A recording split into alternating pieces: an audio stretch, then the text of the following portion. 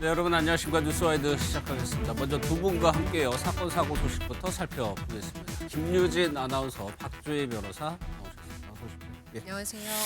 어제 밤에 광주의 한 아파트에서 불이 났습니다. 누군가 저지른 방화였는데 그 범인이요, 여중생이었습니다. 맞습니다. 어젯밤 10시 52분쯤 광주의 한 아파트 3층에서 불이 났습니다. 예. 그런데 이곳에 살고 있던 여중생이 자신의 방에서 라이터를 이용해서 침구류에 불을 붙였다는 사실이 밝혀졌는데요. 이 불로 집과 가재 도구가 모두 불에 타면서 2억 원 상당의 재산 피해가 발생했다고 전해집니다. 소방당국이 급히 나서서 20분 만에 불을 끄긴 했습니다만 예. 한밤중에 발생한 화재로 주민들은 그야말로 혼비백산이 됐습니다. 그렇죠. 주민들의 인터뷰가 있습니다. 어떤 얘기를 하는지 한번 직접 들어보겠습니다.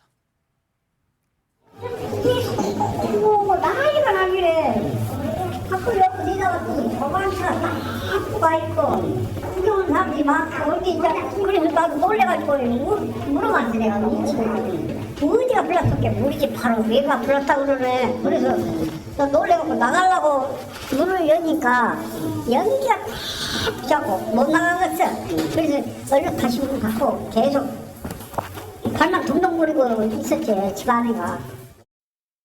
보신 것처럼 많이 놀라고요. 난리가 난 정도였다고 얘기를 하고 있습니다. 특히나 나와보니까 복도가 연기로 가득 찼다고 얘기를 한다. 그러다 보니까 대피가 쉽지는 않았을 것 같아요. 네, 맞습니다. 밤 11시 가까운 시간에 화재가 발생을 했으니까 주민들 자다가 무슨 난리인가 굉장히 놀랐을 텐데요.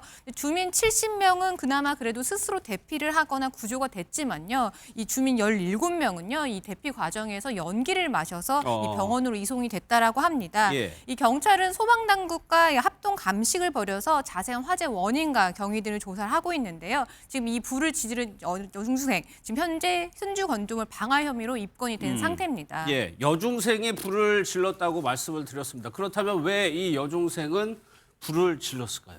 일단 휴대전화 때문이었던 것으로 보입니다. MBN 취재 결과 해당 여중생은 함께 살고 있던 사회복지사에게 어떤 이유로 휴대전화를 압수당한 상태였던 것 같아요. 그리고 복지사가 휴대전화를 돌려주지 않자 이렇게 불을 지른 것으로 전해지고 있습니다. 예. 해당 여중생은 경찰 조사에서 처음에는 휴대전화를 새 기종으로 바꾸고 싶은데 그걸 사주지 않아서 불을 질렀다. 이렇게 진술을 했다가 이후 진술을 바꾼 것으로 알려지고 있는데요. 예. 한편 이 해당 여중생이 불을 지른 이 집이 이 본인 집이 아니고 사회복지사의 집이다. 이런 이야기도 지금 나오고 있습니다. 일시적으로 사회복지사와 함께 생활을 하고 있었다는 얘기인데 예. 현재 경찰 조사가 진행 중이니까요. 그렇죠. 이 자세한 사실관계는 차차 밝혀지지 않을까 싶습니다. 예, 이 중학생이 조금 진술이 좀 왔다 갔다 하는 것 같아요. 그래서 최종 조사 결과를 봐야 될 것 같은데 지금 10대 중학생이라고 하면은 만약에 처벌은 어떻게 되는 겁니까? 이 여중생이 만약에 촉법 소년에 해당이 된다라고 하면 형사처벌은 불가능한데요. 그런데 MBN 이 취재 결과 이 여중생이 촉법 소년은 아니라고 합니다. 그래서 만 14세 이상인 것으로 밝혀졌는데요.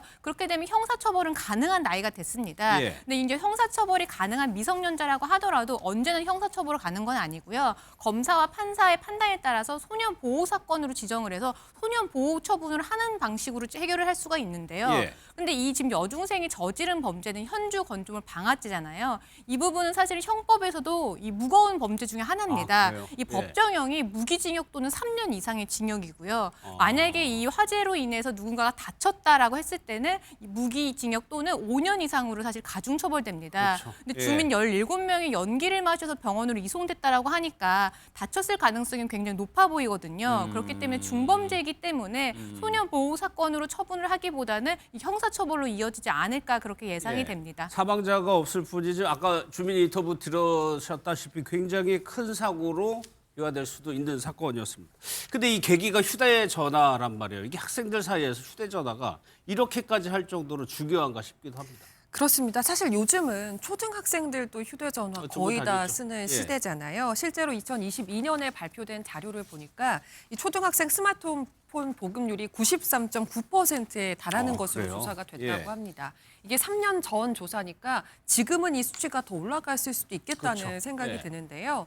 상황이 이렇다 보니까 아직 자제력이 약한 10대 청소년들의 게임, SNS, 유튜브 중독 이런 것들이 굉장히 심각한 사회적 문제로 대두가 되고 있는 상황이기도 합니다. 예. 그렇다 보니까 최근에는 여러 학교에서는 휴대전화를 전혀 못 쓰게 막거나 혹은 쉬는 시간에만 제한적으로 사용하게 하는 그런 조치를 시행하고 있다고 합니다. 예.